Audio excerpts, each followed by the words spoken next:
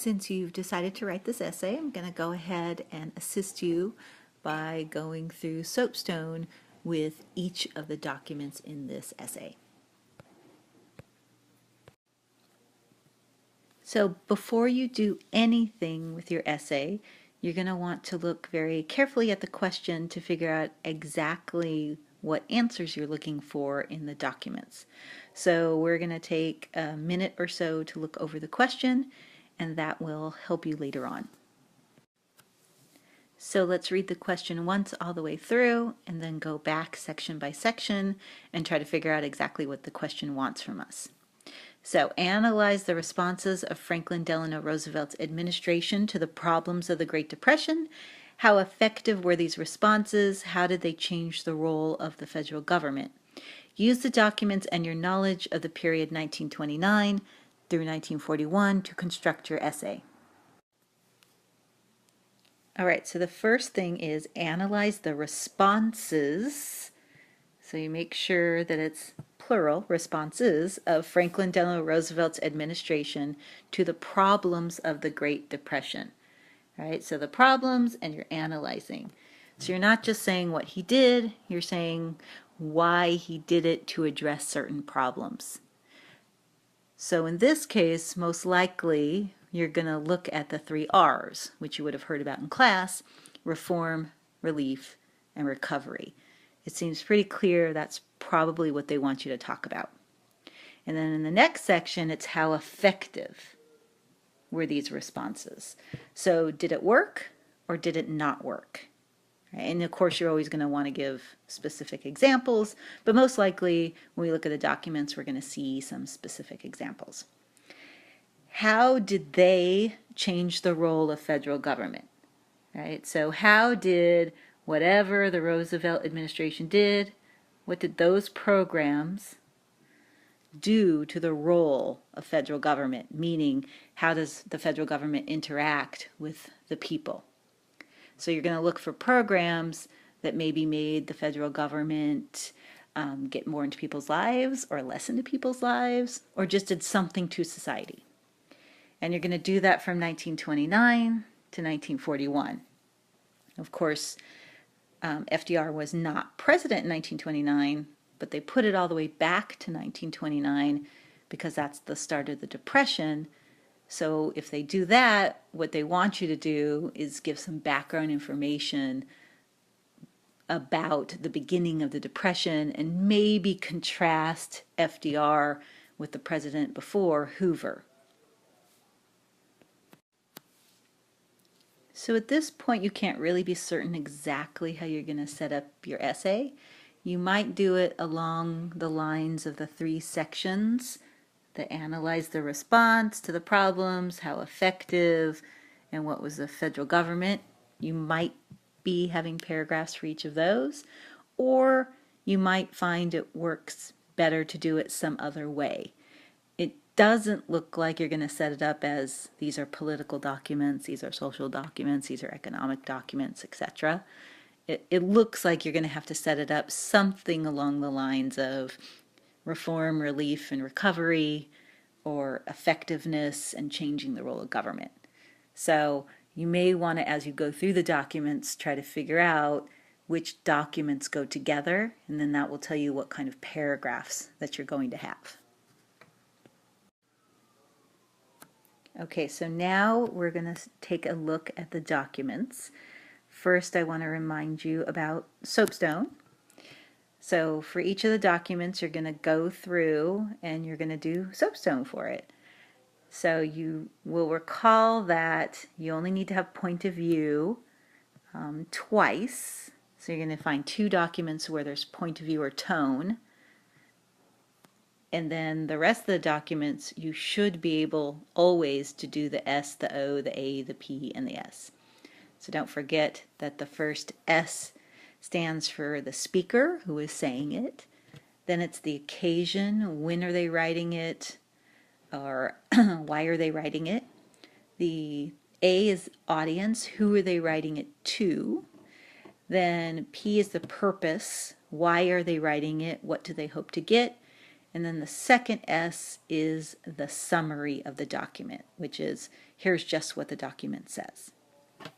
So for sure, if you do SOAPs, you will have perfectly looked at the document and been able to write exactly about what the document is saying. And then point of view or tone is the analysis, which you can do twice, or if you want to do it for every document, feel free. Okay, so now let's look at the first document, which is document A. Before you watch me go over document A, you should probably pause this and then go ahead and mark it up and then see if we got the same thing when I did the soapstone for it. So go ahead and pause it. So I'll assume you already went through it, so let's see if we got the same thing. So the first thing you're going to look for, of course, is the speaker, right? So soapstone. So the speaker is the person who is saying something or writing something, or someone's responsible for what is written here. So the speaker is going to be this person, Meridel Lesueur. My French isn't great, so maybe it's the way it's said, maybe it's not. And then you're going to be looking for the occasion and then the audience. So you have to look to see, is there a particular time or event that's occurring that is the actual occasion? And if you can't see that right away, you might want to look and see, do you know who the audience is? So in this case, the audience is right next to the name, and we know that because in italics, when something is in italics like this, what that is a magazine. So in this case, the audience then would be the readers of the magazine. So you might say, okay, is the occasion then the magazine, but maybe not. Maybe this is when you might want to actually go and look at the date and ask yourself, what is happening at this date that would generate what was written or generate the magazine? So in this case, you saw 1932, and you have to ask yourself, what's kind of going on? And in this case, it's the Great Depression, and it's right before the worst year of the Great Depression, which is 1933. So the occasion is really, if you're going to mark something, you're going to mark it next to 1932, and then you're going to kind of want to write off next to it that it's really the Great Depression that's kind of generating this, and that's really the occasion in this case, right? So I'm going to go ahead and take away that Great Depression. Right. So you don't get confused later on. Hopefully you wrote it. So when you read through this document, what you would have seen is that it's talking about women and what's going on with women when they're out of work. And so it's talking about how there are no flop houses, meaning homeless shelters. You don't see women in bread lines, meaning at charity to get food. You don't see women just kind of lying around. Basically, women are just kind of invisible. But what the author's saying is women certainly are out of jobs, and they must be suffering from extreme poverty, because you see a lot of men suffering from extreme poverty, and most of those men have families, and they have families with women in them, so the women must be suffering too. But really, nobody knows what's happening to them, and how it is they wouldn't know what's happening is because nobody's really helping in any kind of concerted effort. Because in 1932, you don't have any government aid. Any aid you have is basically just coming from private charities. So as you read through this, you can maybe see the purpose becoming clear.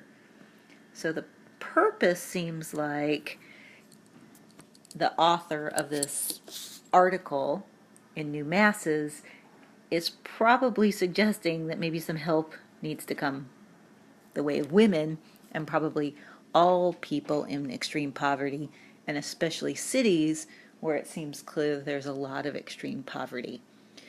So this seems like a call for sure for the idea of relief, which will be one of the things that you'll remember that FDR does, is he needs to provide relief or help for people who are in extreme poverty. Now, to get tone, we would have to know something a little about the author, most likely. His purpose is clearly to get help. Why it is that he is especially concerned about women, or why he thinks there needs to be relief, we don't know enough about the speaker to actually speculate. So we would just ignore this one for tone or point of view.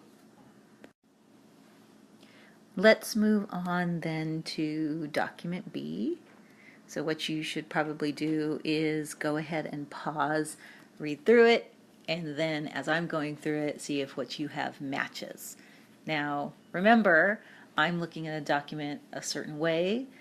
What I'm saying may be incomplete. It may not be perfectly exactly match what you get, but that does necessarily not mean that you are wrong. It just means you're looking at it from a slightly different perspective.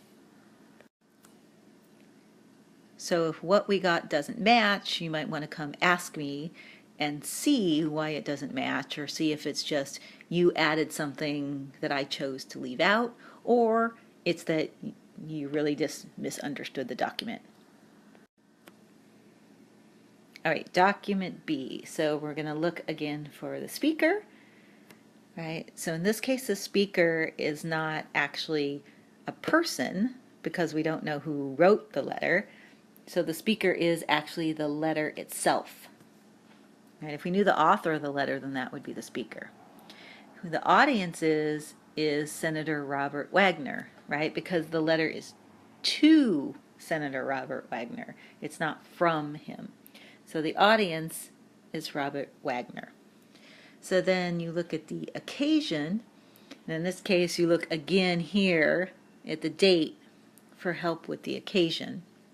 In this case it's 1934. So what's happened between 1932 and 1934 is that Franklin Delano Roosevelt has become president, and he has decided to institute the New Deal. So in 1934, the New Deal would just be beginning. So the occasion is actually the beginning of the New Deal. So let's read through the document. When you're looking at it, Washington, the administration at Washington, right, that's FDR, is increasing the pace towards socialism and communism, which of course are really like fighting words because socialism and communism are opposed to the United States system of capitalism. So even in 1934, it was kind of considered a high insult to call someone a socialist or a communist because you were implying that they're trying to basically destroy the United States. And what this letter is saying is that the administration, or FDR, is trying to create employment, which would be not something pure capitalism would do. And it wants to expand its relief activities, which would ultimately be a disaster to all classes. And by classes, they mean social classes and economic classes. So basically, this is a kind of letter that is fear-based, and it's a fear of expanded government through regulation. So really the purpose then, because what I just gave you was the summary, the purpose is to oppose New Deal policies and oppose the National Recovery Administration, which is FDR's new organization for the New Deal. So the purpose is basically just, this is a warning that the New Deal is basically going to not only ruin America, but is going to drastically increase the role of government in the United States. So most likely the person who wrote this is probably a Republican, but we don't know. So you really can't do anything for point of view or tone here because you don't know who wrote the letter. You can speculate, and you probably should speculate because that would be good analysis, but you can't say for sure that this is point of view. All right, in document C, you're going to see a cartoon. All right, so go ahead and pause this and then take a second to look at the entire cartoon. Okay, so I assume that you looked at it, so let's go ahead with the soapstone. So the speaker is going to be the Evening Star, right? And that happens to be a magazine. Eventually became the Washington Star and eventually just went out of business. So something that might help you determine tone or point of view is that the Evening Star is a very liberal, democratic magazine. So after looking at it, that might help you determine why they drew the picture that they drew. So for the occasion, this is another one where you're going to look at, is the occasion something that's happening, or is the occasion something that we can see in the title? In this case, all you really see is that it's the Evening Star. So you know the occasion is a political cartoon in the Evening Star, but probably more importantly is this date, right? So 1934, again, is the beginning of the New Deal, so that might be really a more logical kind of occasion. And so then the audience would be the readership of the Evening Star, or presumably, the entire US if they could actually get that many people to read it. So we have the SOA, and then before you look for the purpose, you probably want to do the summary. So for a political cartoon, the summary is, what do you see in the cartoon? So you're going to go ahead and look at each element, and then you're going to put the elements together to have a summary. So the first thing that I'm going to look at is, who is this guy holding this pointer? And in this case, this guy is FDR, right? So this is the president. And he's saying something, it's evolution, not revolution. And this should be significant because if you remember the last document, that document was claiming that this was a revolution that was going to destroy basically capitalism in the United States. And this is FDR saying, no, this isn't a revolution. This is kind of just a natural progression of what comes next in the United States. So this is not something to be afraid of. This is just something that was bound to happen. So it's a small change. Right? And then he's pointing to a picture that has 4 different things to it, and it's labeled 1, 2, 3, 4. So obviously he's kind of trying to show the progression, right? So he's pointing to number 4, but let's take a look first at number 1 because we're going to be linear about this whole thing. So the first thing you see is what looks like a person in a graduation cap. So this would, in this case, most likely represent an academic, right? And it was well known that FDR surrounded himself by a lot of academics to help him create this New Deal program.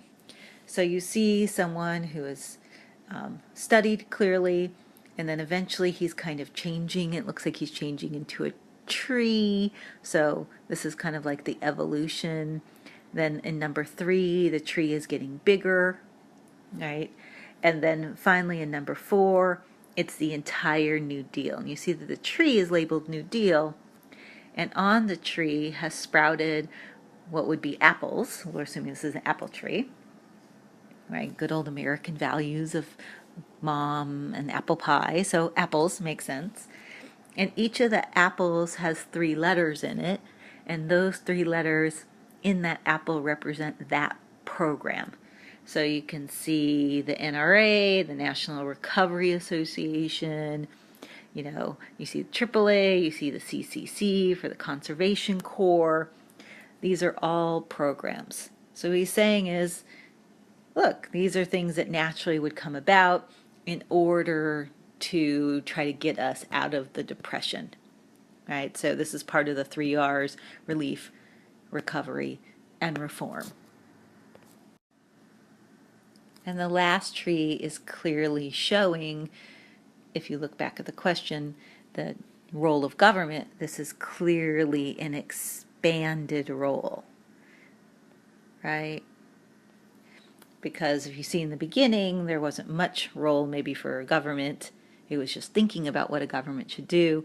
But when the tree is fully in bloom, it would be an expanded role of the government, a new role. Government used to not really get involved, now it's going to.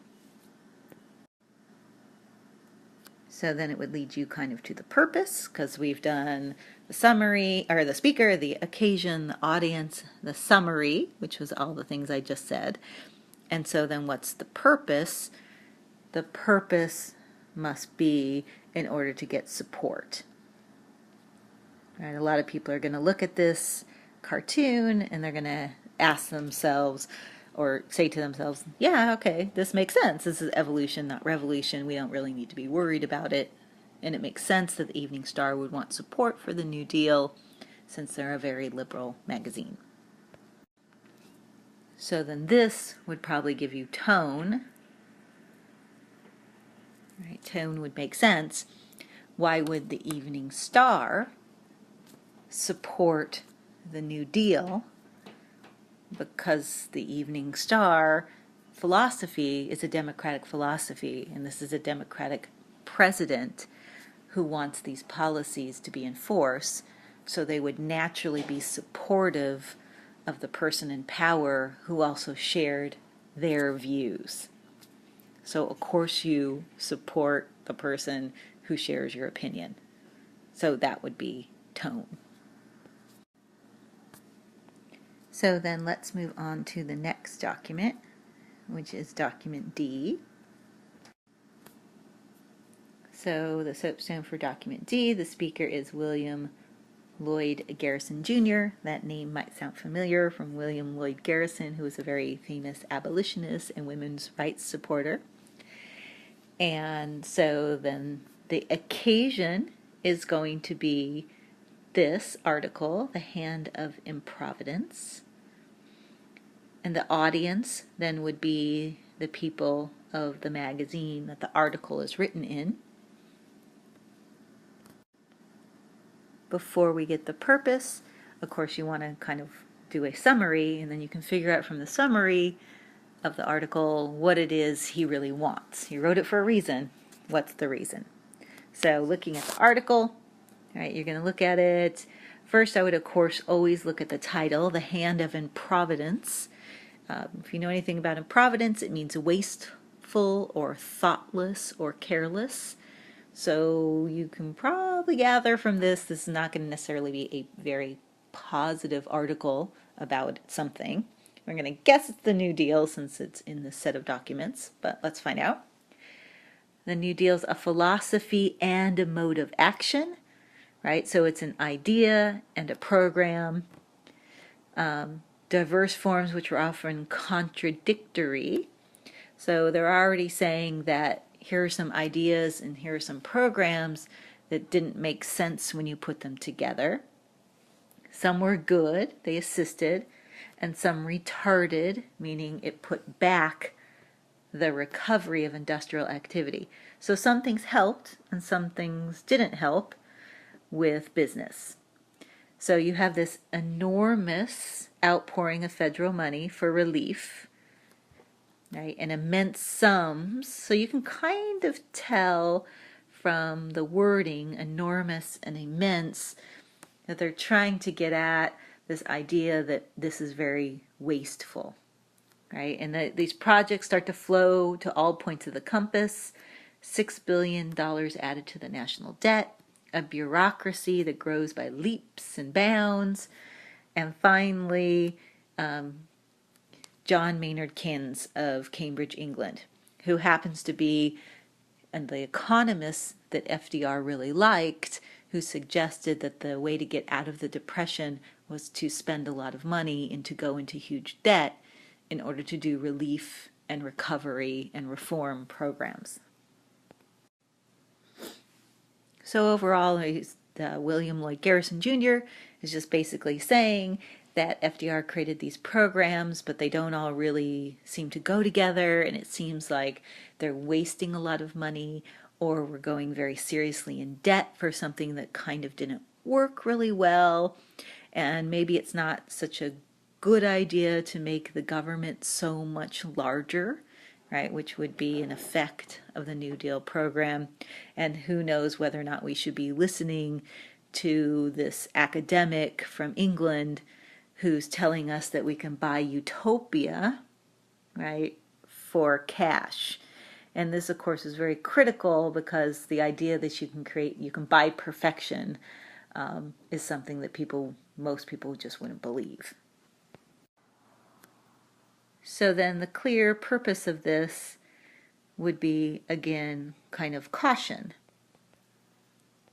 which also makes sense, right? This is 1934. The New Deal is brand new. It has never been done before in the United States to expand the government, to make all of these programs, to try to get us out of this terrible economic situation. So some people are very excited, and some people are naturally really conservative and cautious about the change in government. Especially Americans have always been very cautious about governmental power because, we were formed as a nation really objecting to the power of another country controlling us, and therefore we're always really worried that that's going to happen again. What's really interesting in this document is that The Nation is actually a very liberal magazine like the Evening Star, but they have very different opinions of what's going to happen. So if you want to go ahead and try to get tone from that, you certainly could, or, we've done it once. We can wait and see if we can find it in any other documents. All right, let's take a look at document E. Document E is, if you look at it, a government poster, right? So it says it's Print and Photographic Division, Library of Congress, 1935. So you can see this is a couple years after the New Deal has begun. So if you look at it, it's one of those informational posters. In this case, the things like the speaker, the audience, the occasion aren't like they are in other documents where it would be really clear and you could just label it. In this case, you kind of have to infer it. So for this, the speaker would be the U.S. government, right? Because who is going to put out a poster like this but the U.S. government? So the audience then is going to be the U.S.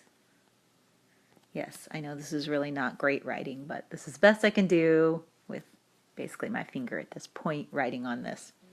So the occasion in this case is going to be this program, which if you look at the poster just a little bit, you can see that it says what it is, which is Social Security account number promptly. So in this case, the occasion is going to be the Social Security program kickoff.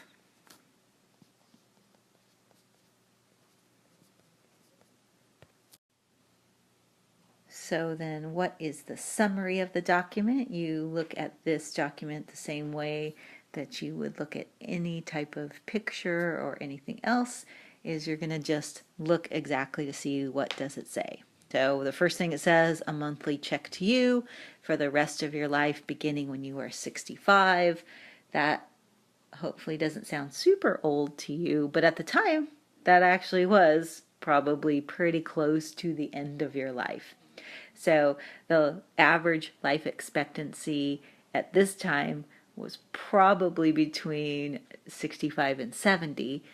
So really this would have been for people who, if in modern times you wouldn't start getting a Social Security check until you were 80 or 85 would be the equivalent today. You can see then if you go down, it says get your Social Security account number promptly, right? Because before this program, nobody had a Social Security account number because this program didn't exist. Applications are being distributed at all workplaces, right? You didn't wait until you were 65 to then get a Social Security number. Everyone had to sign up for it, and you signed up for it young and paid into the system, and therefore you got a check when you were 65. And of course, during this time period, people rarely retired. Only rich people could retire. You basically just kind of worked until you died because there was no retirement program for you unless you did it for yourself. Then you'll look the next thing, it says who is eligible. Everybody working for salary or wages with some exceptions, and there's still some exceptions today. And then gave you some suggestions. So initially this wasn't everybody. So initially this was also kind of had some limited effectiveness. So then what would be, we did the summary, what would be the purpose? Right? And the purpose would clearly be to get everybody behind this program and get them signed up. And the only way a Social Security program works is that all of the young people or people who are still in the workforce pay into it, and then they pay for the people who are, in this case, 65 or older, and then it just keeps on going. So this would be part of the New Deal program, the relief part. Right, so it's relief, and then eventually this is really part of reform. Okay? And it really does change the way the government interacts with its citizens. So this initially is going to start out pretty small, and then it's going to get very large, the way that it is today. This is clearly something, a program that changes actually the way the government interacts with everyone in the country. So when it says how do they change the role of the federal government, from before the New Deal, the federal government didn't feel as if they really had any economic role in your life. Right? Now, with the advent of the New Deal, and especially the Social Security program, you see something really important. The idea shifts that the federal government is responsible for the economic well-being of its citizens, all of them. So this goes back to the very beginning of the Constitution with the preamble, where the part of the preamble to the Constitution says that you need to support the general welfare. Well, this is it. This is what FDR would say. You know, the Constitution says the role of the government is to support the general welfare. It is our job to make sure that our citizens are taken care of. And it turns out that Americans get really behind this program. Social Security is very big now, and even though some people were initially hesitant about the program because they couldn't really imagine it, now if you even suggested getting rid of Social Security in any way, there's no possibility, regardless of whether or not you're a Republican or a Democrat or an independent, you could get elected if you even barely suggested getting rid of Social Security. All right, document F. So what you're going to see, the speaker, Charles Evan Hughes. The occasion is the majority opinion in Schechter versus the United States, which is a Supreme Court decision in 1935. So you can see the New Deal has been well underway by this time. And so anytime it is a Supreme Court decision, then the audience is always the U.S., though in this case, once you read the article or the document, what you're going to see is that it's really directed towards FDR. So looking at the document, this question relates to hours and wages of people who are working. And then the court is going to say whether or not the government can actually impose some kind of regulation. And in this case, what they say is no, that the government does not have the power to tell companies what kind of regulations they can have regarding hours and wages. So basically, this rules against the expansion of federal government power. So that being the summary, then the purpose of this, you would have to look at who's saying it, what they're saying, and who they're saying it to. If really what they're trying to do is stop the government from the federal government from having so much power, specifically the president and the Congress, what they're saying is that the purpose of this is to do checks and balances, right? Their whole idea of our government is based on the idea of checks and balances, that one branch doesn't have more power than the other. So this is the Supreme Court saying the president or the Congress cannot have this much power. And in this case, it will completely invalidate or make no longer good the NIRA, which is the National Industrial Recovery Act, which the president asked Congress to put in place in order to help people go back to work. And once they were back at work, to try to get them a living wage. All right, so on to the next document, which you're going to see is document G. So in document G, we see that the speaker is John L. Lewis. The occasion is the actual broadcast. The audience then would be the U.S. listeners.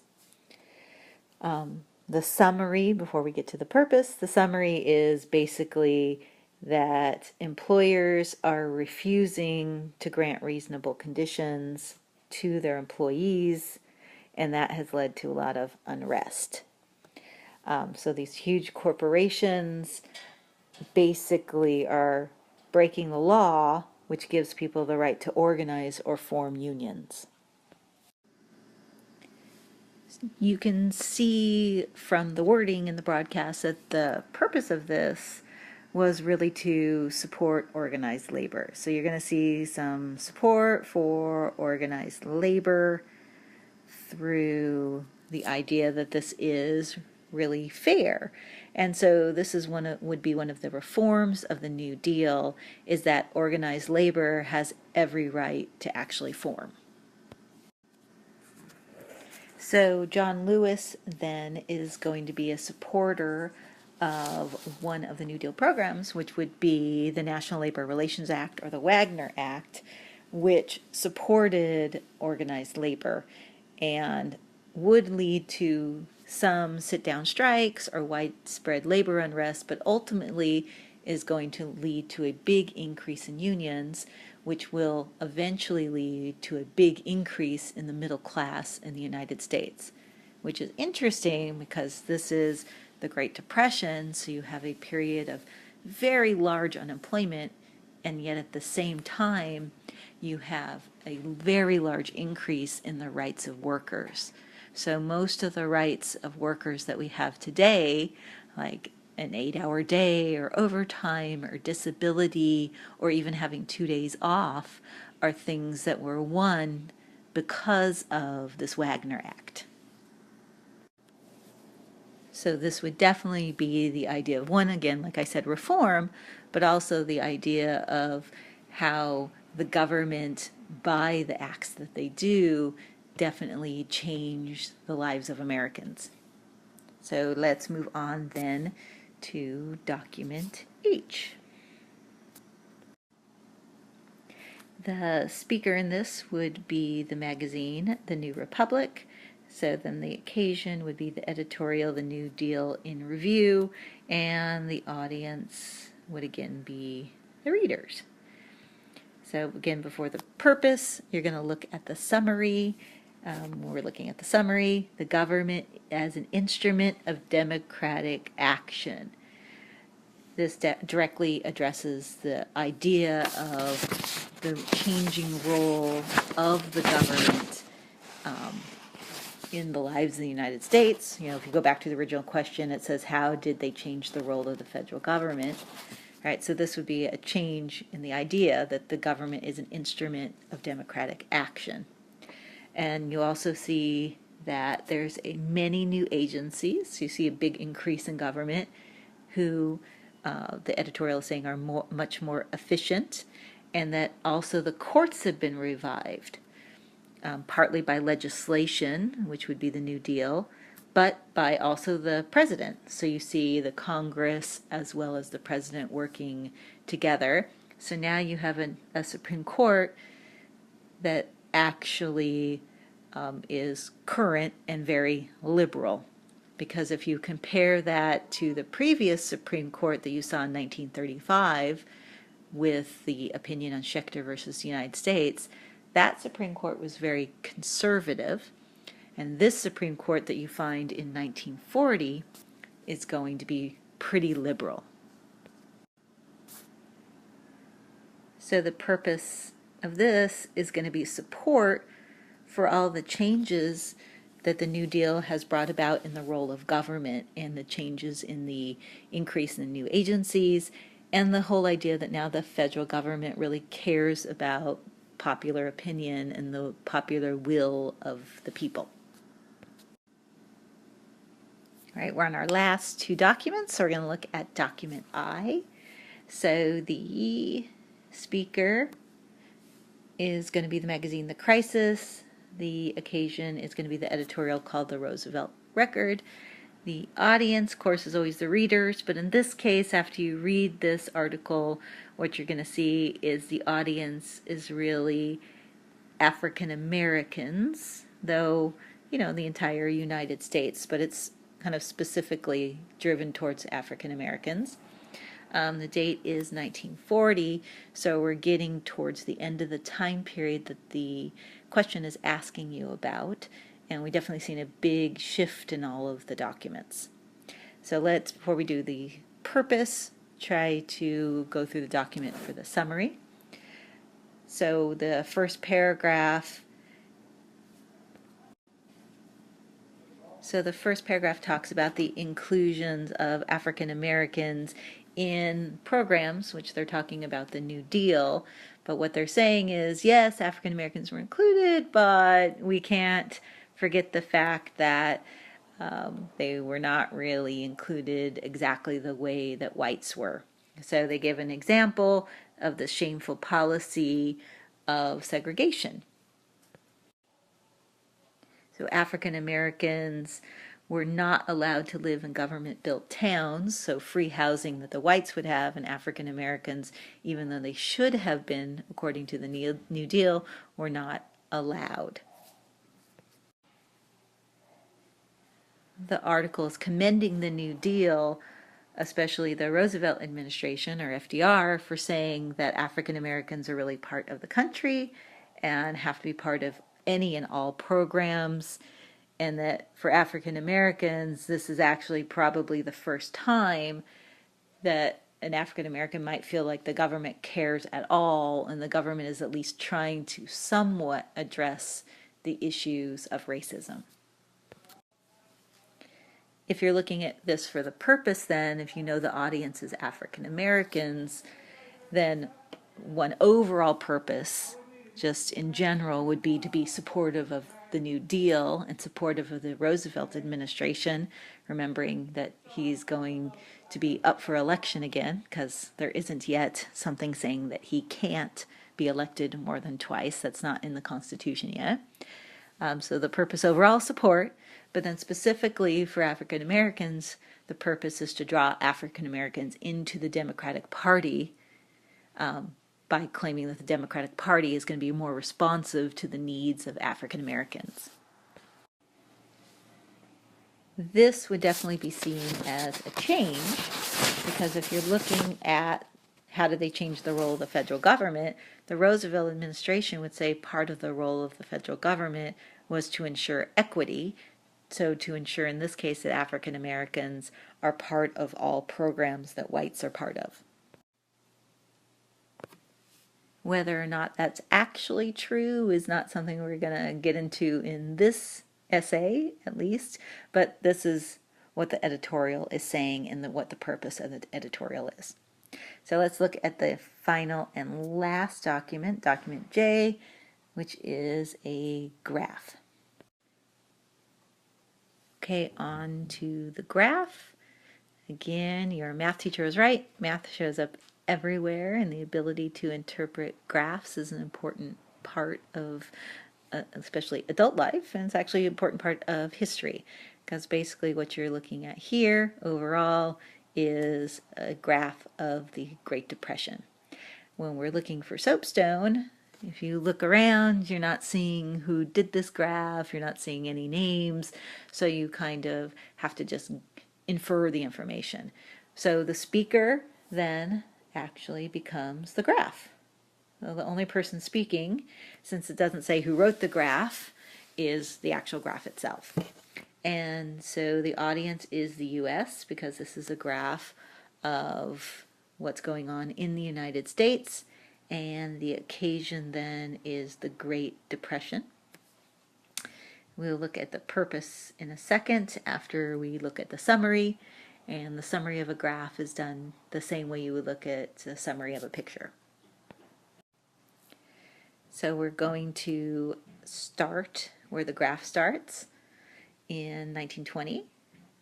So it's kind of saying this is percentage of non-farm workers unemployed, and then these are all of the dates.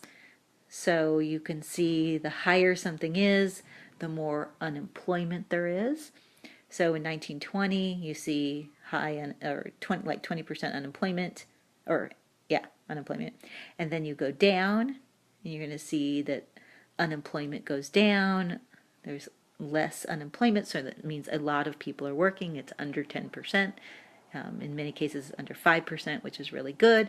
And then all of a sudden, you see this giant spike up.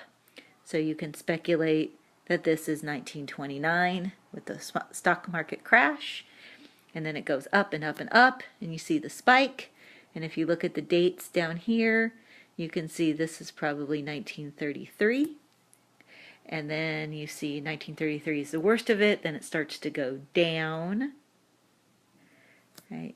And it gets to a pretty, low level comparatively speaking. It's still very, very high, but you start to see that it goes down. And between 1934 and what you see here, 1937, 36, 37, you see it going down. Then this would be when the New Deal takes effect. And so the idea would be that it must be that the New Deal, that's what people who are supportive of the New Deal would say, is that the New Deal is working, and you start to see less and less people unemployed, more and more people going back to work. But then here, again, 1937, 1938, right here you see a spike in unemployment, so larger unemployment. So this would actually be what's called a recession. And in this case, it was called the Roosevelt recession. And at the time, what people said was, well, of course there's going to be a recession, because this 1937, 1938 is when we stopped spending so much money by the government on relief. And that stopping spending money on relief programs caused a spike in unemployment. So what they would say is this recession actually was proof that the New Deal worked. The government did start spending, a little bit more, but then you start to see unemployment just careen down to practically nothing during this time period, right? And then this time period is World War II.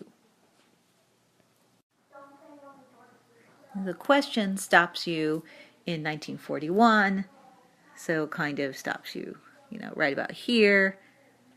And in 1941, you will hopefully recall from world history that this is when we declared war and this is when we went to war, and therefore all of our industries had to change to war industries, and we had to start building and opening factories, and the government had to go into deep debt spending in order to make planes and tanks, and all the bullets and machine guns and everything that goes along with actually fighting a war, and which makes sense that you'd have virtually no unemployment because everybody has to go to work, and everybody who's not working is in the military.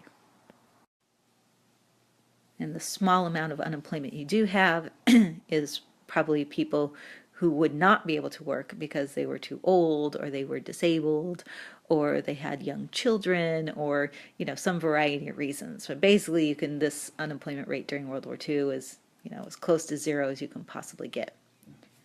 So the purpose of the graph is to kind of show how the Depression occurred, also to possibly show the effect of the New Deal. So you really have to look at the graph and decide, can you see evidence that the New Deal worked? And unemployment did go down during the height of the New Deal between 1934 and 1937. Unemployment did go back up when the New Deal was scaled back.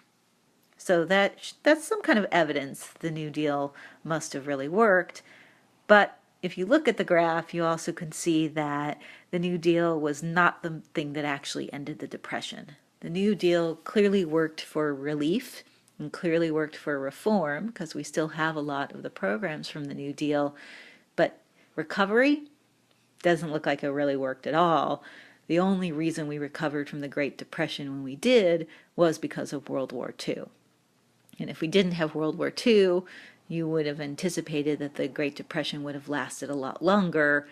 People speculated it would have been another 10 years before the Great Depression would have actually been over. Now that we've been through all the documents, it's up to you to find the one last tone. I only kind of gave you one, hoping that you'd figure out the other one for yourself. If you go back, I left some kind of clues as to how you could find tone. If you have any questions, you can always come and see me.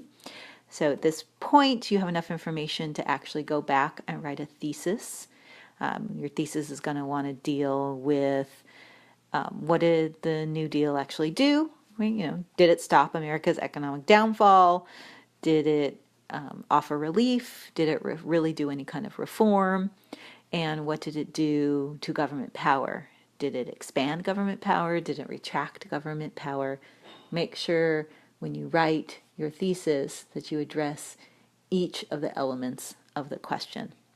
So good luck.